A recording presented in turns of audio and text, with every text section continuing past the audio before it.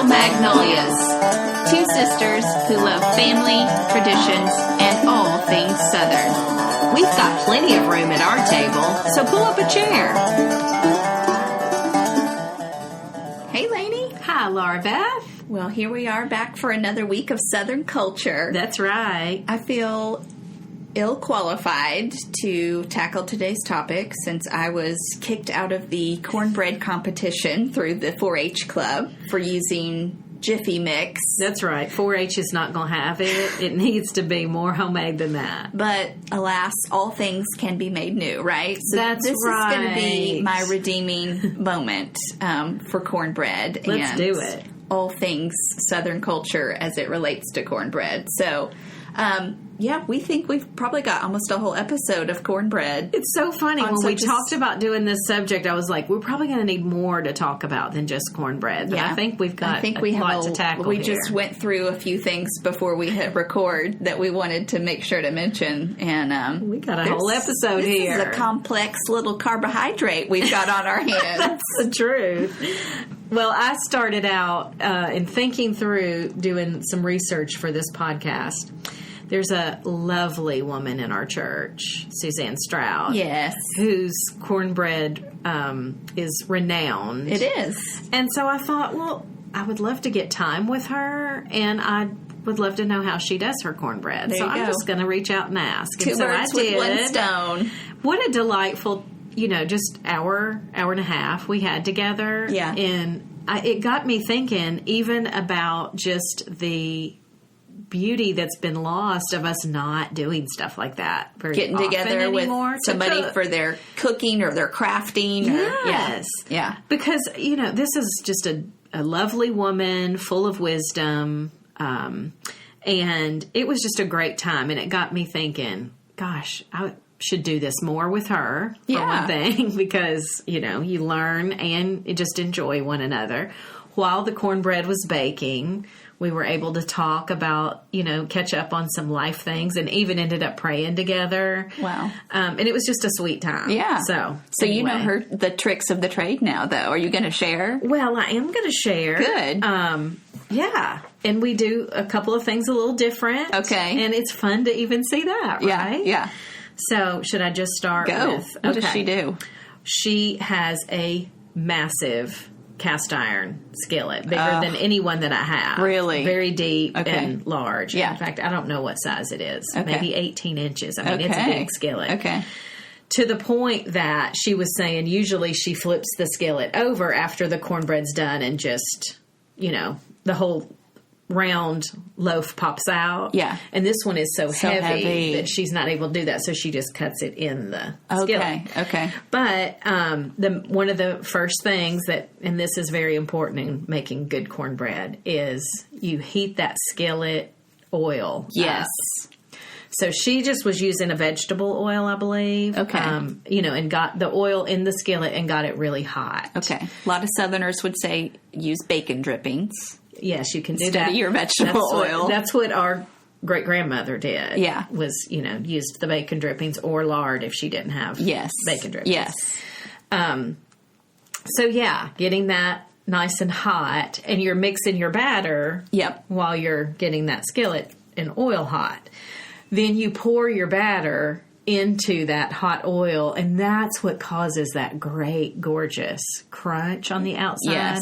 Because that batter is so hot that it's bubbling up and getting all the edges brown. Yes. But one of the first things we have to just mention in cornbread making is there is a great divide. Yeah.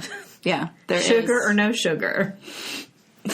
Suzanne says no sugar. Okay. The recipes that I typically have made have some sugar. Have sugar. Yeah.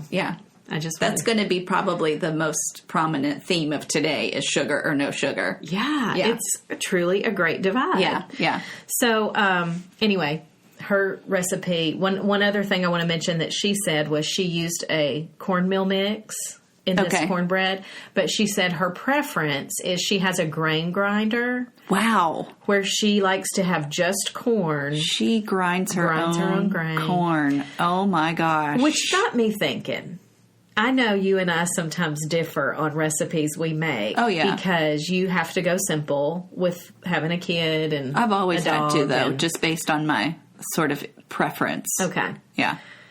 But is it not almost a given? Like, if there's the fresher and the little bit more labor-intensive that a recipe is, often the more flavor. Oh, for sure. Right? Yeah. So, I'm not saying you have to do that in every single thing, but Right. think about your coffee. Yeah. If you You just might not ground want it to up. ground it every morning. Exactly. But if you do, Yeah. I mean, I come know. on with Makes that. a difference. So, I've never had cornbread that was made just from the fresh. I would love to try that. Yeah. But that's how she prefers to do it, is Okay. just corn with no flour in there. Okay. So isn't that interesting, too? Because Very it's going to be cool. a lot more coarse, Yeah. I Yeah. would imagine. Yeah. Which I think is more like what I've heard of as corn pone. Oh, okay. Now, it's my understanding, recipes are funny these days because you have these, like, words and descriptions of words, and then they break the rules. Yeah. Like, now everybody's breaking every rule. Yeah. So I had read many places say corn pone means no eggs or milk Okay. in it. Okay. But then I would find a corn pone recipe that had milk. And so I'm like, wait a minute. Yeah. So if you really do hold on to it because maybe you're lactose intolerant or you try and go dairy free. Then you go to a place and their corn pone has milk in it. not cool. I don't know. But I think that corn pone typically was more coarse, true corn flavor. Okay. Not Makes as sense. fluffy and Yes, not milky. cake-like. Yeah. Yeah. Yeah. Gosh, I have so much. One other thing I was thinking about as I was reading different things on cornbread is, the Native Americans really seemed to use corn a lot. Yes, they did. And there's questions on where cornbread came from. Yeah. But there's a lot of Native American usage of corn Right. that they think like probably they were got- already doing something Exactly. like that. Yes. Some version of Yes. cornbread. Yeah. So true. Anything you want to say at this point? Well, I typically don't make cornbread at home. My husband does, but we would just use it from a mix. Okay. I love trying different restaurants' cornbread, though, because you do see such a variety. And I don't even... it's not even going to be listed on the menu. As to what's in it. So you're not going to know until you order it if it's going to be a sweet or a more dry, if it's going to be a muffin or a wedge, square. Like you just... Sometimes it'll tell you, but most of the time If it's going to be more resemblant to like a hoe cake that we'll talk about later. You just... So I think just starting out, if we've got listeners that are like, I don't make cornbread at home, well, next time you're in a restaurant, try it and try it again at another restaurant because you're going to see all different such a variety flavors, and you may like some and you may not. But well, I would say almost any kind of cornbread is going to be made in something cast iron. yes, Be that if it's on the it kinda stovetop has to hoe be. cake or if it's in the oven in a pan. yeah, But that is just so key to It get is. that oil. it is. And the right consistency Yeah. in your cornbread. Yeah. There even is cast iron in addition to skillets, which makes a lovely loaf that you can cut in wedges, or like you said, some people do muffins. Yeah. Or have you ever seen those cast iron pans that look like corn cobs? Do people put That's usually cornbread for in there? cornbread. I didn't know that. I've seen those. That's typically for cornbread. Okay. And so it has that cute corn shape. That's fun. And I think that's so adorable. I don't have one Next of those. level. But I think it's so cute. Well, you found an article, right? Fabulous article. That was good, and you're going to have to share the link with me so I can put it in our show notes. Yeah, because honestly, I don't even know where to stop in reading the article. I was going to read a little. What's it called? But What it's was the so article good. called? So the article is from the Charlotte Observer in North Carolina. And then I thought this was interesting. I read the article on my iPad and thought it was so good. And then when I went back to look at it, I realized that months after it was written, it was actually, the author is Kathleen Purvis, and she won the first place Thomas Wolfe Award for Outstanding Writing given by the North Carolina Associated Press for this story. Nice. And it also was named Best Feature by the North Carolina Press Association. So legitimately, this is a really good good article. Okay. So I'm just going to start kind of reading it, and then I'll What's stop it called? at some What's point. the article called? Do you have a That's title? a great question. I don't have the title right Okay. here. Well, I'll have it in the show notes. But it'll be in the show notes. So if you stop by LeJuan's Soul Food Restaurant in South Charlotte for collards and macaroni and cheese, there's something important on your plate. It's a small cornbread muffin, soft and tender, almost cake-like, with a bit of chewiness to the crust and a flavor that's just a little sweet. Now, drive over to Loopy's Cafe on Monroe Road, and you'll get a big square of cornbread, 3 inches across, white with a yellow tinge, firm, almost coarse, with a crisp top. Yep. Sweet, question mark? Not a bit. It's defiantly not sweet. LeJuan's corn muffin and Loopy's cornbread are humble things, but they represent something deeper, the dividing line between black Southerners and white ones. As examples of one of the defining staples of Southern food, they also are a marker of food history that speaks volumes about origins and identity, about family and what we hold dear. It also raises a question. So many Southern food traditions are shared by both races. Most Southerners, black and white, revere fried chicken, pursue pork barbecue, and exalt their grandmother's garden vegetables. Yep. So why is there such a fundamental difference between two styles of one basic bread? Culinary historians have debated this one for years. Did the descendants of slave cooks who were exposed to British baking styles come to value cornbread that was lighter and softer? Did the children of farm-based white Southerners get used to unsweetened cornbread that tasted more emphatically like corn? Whatever caused it, the line is drawn. So, Okay. the article goes on and on. It's so interesting. It's so good. Right off the bat, I'm with LeJuan's. 100%. It's funny I because just we prefer sweet. I have a sweet tooth, which probably lends to why I would want a sweeter cornbread. But I love that it says that the divide is there. But I also love that we are sitting here today in Tennessee as two white Southerners that love sweet cornbread. we like it a little sweet. You don't have to stay in your lane. Now, I really liked the corn. I like the cornbread that doesn't have any sugar in it. Yeah. But I just I looked at. I have several recipes. I see your cookbook sitting at, or your recipe and most book. of them had at least a little bit of Some sweet. sugar. Yeah. So. Yeah. Yeah, everybody's going to have their preference. Sure. And even stylistically or dietary needs, you may be trying to cut sugar, and this is a great option for you to have, a cornbread that you can make that doesn't have sugar. But if all of that is aside, I just love sweet cornbread, so I'll be checking out LeJuan's next time I'm in Charlotte, North Carolina. That's right. And it's even funny, isn't it, that there's all kinds of varieties we could get into, too, with things you can do with cornbread. Yeah. You see different people do different things. But anyway, I would say one of the main things people say is sugar or no sugar. Yeah. So I put this question of who's got a great corn recipe. I put it out to our Facebook group. Okay. And that's just an aside. Plug for our Facebook group. That's right. Interact with other Steel Magnolias. Yeah. If you want to have additional discussions around our podcast topics with other listeners and with us, our podcast group is a great place to do that. Just search in Facebook for the Steel Magnolias podcast group. And you'll have to request to join, but we'll accept you in and get you in on our discussions. Give you room at the table. Marianne, and I will go ahead and say also, this is a different Marianne from last week's Aggie Marianne. I've had two Mariannes in a row now that I've quoted. This is our Marianne that is an antiquer that has the sleeping porch antiques here in Tennessee.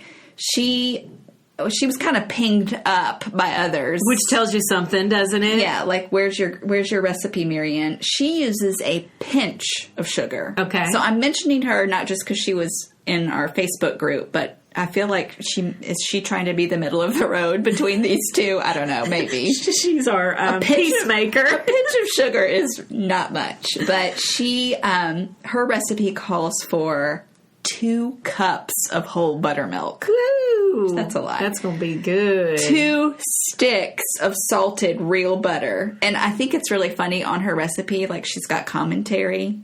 I love recipes like that. So, like when it calls for the cornmeal, she's Martha White or White Lily make a version of this. Either will work just fine. Okay. Like it already says that in the recipe. Of course, eggs, flour, salt, and then, as I said, a pinch of sugar. So she would say, for best results, use a seasoned cast iron skillet, at least a 10-inch is what she said. And, she's actually even got it set up that if she wants to, after she's made this, she can use this same recipe for fried cornbread. Okay. Which would... lend itself. So she fries the batter in an electric skillet using bacon grease. Okay. Yeah. But yeah, so that would lend itself well to more of like a hoe cake, right? Right. So one question I have is, what's the difference in a hoe cake and a Johnny cake? Because I see them as the same, and so if a listener knows the difference, tell me what the difference is. Yeah. I don't know what the difference is. Because they both look like a pancake. Yeah. And people are sometimes confused if you haven't had a hoe cake before. Why is my meal coming out with a pancake on my plate? And some of them look almost thin. If they're real thin, it almost looks like a corn tortilla to me. True. Yes. And it is even used similarly. I think Martin's Barbecue here locally, they serve, is it their redneck burrito, they call it? But it's on like a hoe cake, I think. Oh, so it is almost like, which makes sense. It's almost like a corn. And like a corn tortilla. Yeah. Yeah, that's funny. And I saw a quote I thought was really cute. A hoe cake should be sturdy enough to work as a shovel for whatever is on the plate, but delicate enough to be appealing on its own. That's so good. Isn't that good? That is so good. Well, I've seen 2 schools of thoughts as to why it's even called a hoe cake. Yes. So I would think that part of that is rumor, right? Would you really cook on a hoe? So some people would say that it's from slaves that would actually cook this on a garden hoe. Oh. How do you do that? I mean, it would have to be a blazing hot southern summer day, which it could be. So I'm actually going to go with the other background or history that I've heard, which was that hoe, H-O-E, was an ordinary term for griddle. Now that makes more sense. And that would have been dating back to like the 1600s in parts of England. Okay. Which, their settlers came here. So I think it's that. I think it's too. More like a griddle. Yeah. Because that's made on a griddle or a now stovetop. Right. But, okay, that makes more sense. So I wanted to put to bed what I think is people stumbling around the hoe cake verbiage. I really do think it's okay to say, because I think it's just from a griddle. Yeah. Anyway, do you like hoe cakes, or would you prefer more of a traditional cornbread? So if I'm thinking what I typically think of cornbread, like going with my collards and my macaroni, I think of like more of a cakey shape. But if you're talking about something like a barbecue, like to hold barbecue, sop it up, kind of. Yes, yeah. I think that's hoe good. Cake works great. I do too. For that, yeah. If it's used kind of as a base, or a bowl, or like we've even said already, like a tortilla almost would be used. A shovel. That was so perfect. And then. What do you think about some of the variations? Of just cornbread in general? Mexican cornbread or something? That would have like jalapeno and cheddar. Love it. Are you kidding me? I love spice and sweeten I love cheese. It. And that goes so good with like a chili. Oh my gosh. Right? Come on. Or like we've talked about sweetened cornbread. What if it goes even sweeter with like sweet potato honey kind of a I've never had anything taste. Like that. I saw that. I think a honey cornbread is good. I don't know that I need to go as far as sweet potato honey. Mm-mm. That's desserty. That's too much for me. But now I do know, they didn't have a lot of sweet things necessarily in poorer man's diet. Yeah. And they would make those cakes and then put like molasses on it was a common way to eat that to kind of sweeten it up. Yeah. Yeah. Putting sorghum Yeah. or molasses or something on top. Yeah. That doesn't sound that great to me. Yeah. But Well, or if you wanted to go the other way and go kind of more salty, Savory. you could go with what we've talked about before in using chow chow. We talked about on our canning episode. Yeah. We said cornbread, beans, and chow chow would be a typical Southern meal. Yeah. I just bought some chow chow on Labor Day. You did? I did. I haven't opened it yet. But So that would be salty, right? Yeah. Kind of from the vinegar-esque flavors of the chow chow. But yeah, there's so many variations of cornbread out there. People trying to just make their own original recipes. And so many things you can do. Some recipes have sour cream in it, which makes it, more cakey. Yeah. I've got one that's a jalapeno bacon cheddar cornbread. Hey. So that's like, you don't need a lot. So that has actual bacon bits in it. So not just using bacon grease to cook it, but Chunks. Bring that on. Yum. And then have you ever heard of crackling bread? No. So that's cornbread that usually has crackling in it, which is like pork rinds, pig skin in it. So maybe like a cup of cracklings in the cornbread. So that would give it kind of that texture of crunch and flavor. I mean, never cooked with pork rinds ever. I actually haven't either. I don't know if I've ever even tasted one. That's very gas station stop to me. It is, isn't it? We've mentioned this before, but I think it's funny that a lot of the fine dining restaurants are getting into some of the things you think of as poor man's food. Yes. I've seen things, instead of being served on a cracker, it's served on a pork rind. So that it's got kind of that bacony flavor and crunch to it. But yeah. Wow. With you, I typically think of it as more gas station. Yeah. And never been a big fan, but I wouldn't mind trying, just a little taste of something served on a pork rind or something like that. But anyway, I've never made crackling bread. I don't like that flavor that much. No, I'm good with just your basic cornbread recipe. Cold Stone Creamery was in the news recently because they just announced their arrival of their new fall flavors. Okay. I just wanted to mention this because one of their flavors is called Cornbread is My Jam. Yeah. So it supposedly tastes... So Cold Stone Creamery, that's ice cream for anyone that hasn't been familiar with that brand. So it tastes like freshly baked cornbread. This is from the website. I have not tasted it.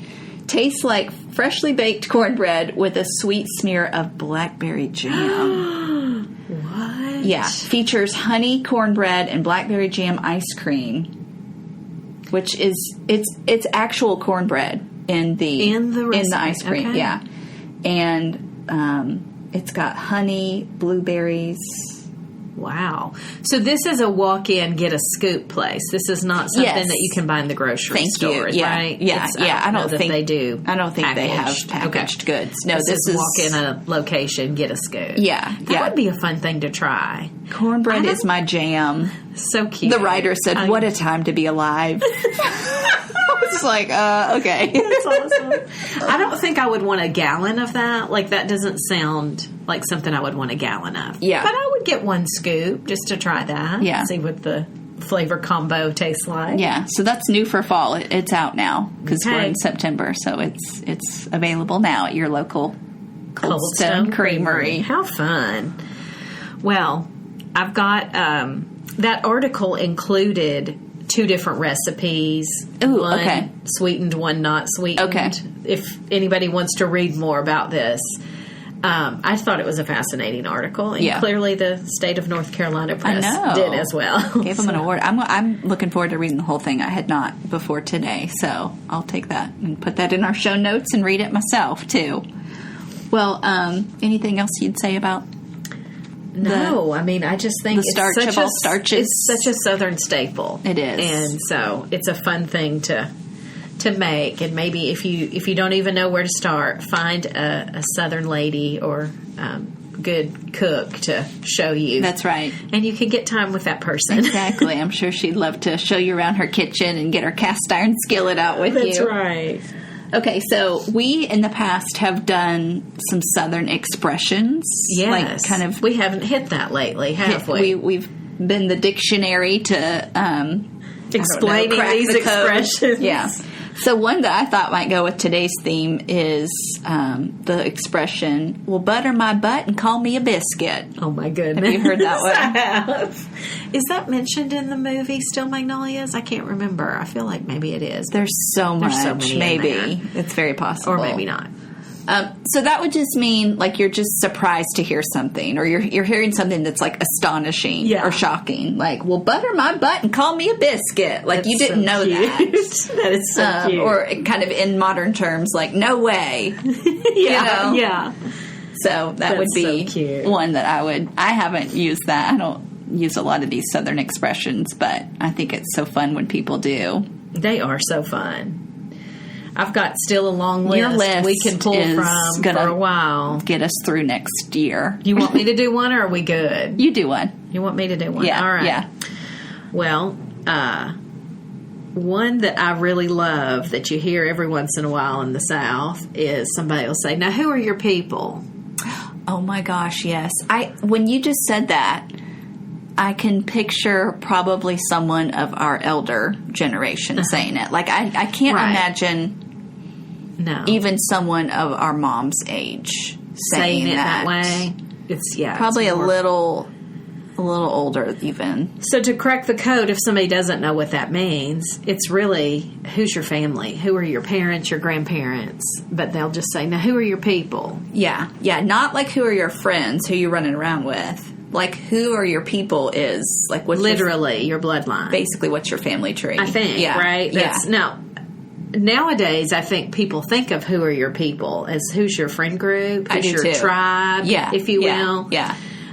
Also, important question. Yeah. Good to know as well. It is good to know. But the saying, if you're hearing that in the South, typically means who's your family member? Yeah. Who are your family members? And they're trying not to necessarily be nosy or snooty about it. They're probably really trying to draw a conclusion of, do I know your family? That's right. I might not know you or your father, but if I know your people, then I might know. Now I have a connect. Your relatives that I was in school with. That's right. Or so-and-so. I need a connect. Pharmacy. That's what it means. Yeah. For most people. Yeah. Now I can see somebody meaning it in a snooty way of like, now who are your people? That's true. It can be said like that. But I don't think that's typically the feeling behind it. Yeah. I think typically it's like, oh, I want to make a connect. I know everybody around here. Now who are your people? Exactly. Yeah. It's in the same way that bless your heart gets thrown under the bus so much now. It's not meant to be condescending. It's meant as I empathize with you. Bless your heart. Our mom says it a lot. Yeah. And I say it some too. Yeah. But I think with that saying in particular, and this might sound bad, but who's saying it? Is it somebody that's super gossipy? Right. That likes to belittle people? Or judgy. Right. Yeah. If that's the case, they might mean it in a derogatory way. Yes. But to say it's always a derogatory saying is not fair. Right. Because our mom is so not judgmental. Right. And she says it a lot. And it literally means, oh, my heart hurts. It does. For that situation. Yeah. Or, I'm speaking a blessing over your heart. Yeah. Yeah. So. Well. Okay. Well, those are some good ones. We'll continue to dabble in those as we have time on each show that might permit a little more time to put into it. But that is going to do it for our cornbread episode. Now, are you going to put Mary Ann's recipe up as well in our show notes? I can link it to our socials. Okay. Because it's like a image that she sent me. Love it. Yeah. I even love recipes like that. Yeah. So, if you are new to the podcast and have not yet given us a review and rating on Apple Podcasts, we would greatly appreciate that. That is very helpful. That helps people find the show, and it helps us get in the right category for all of the ways that the menus are set up on Apple Podcasts. So we would love it if you would do that. And if you are enjoying the show, please share it with your friends. the best thing that a friend wants to hear is what you're into. And That's so I do think it would mean a lot more coming from somebody that has actually listened to the show. So do that. And we cannot wait for more fall episodes that we have up our sleeve. It's going to be a good we fall. Got all kinds of good thoughts. So we will see you guys here next time. Make it a good week.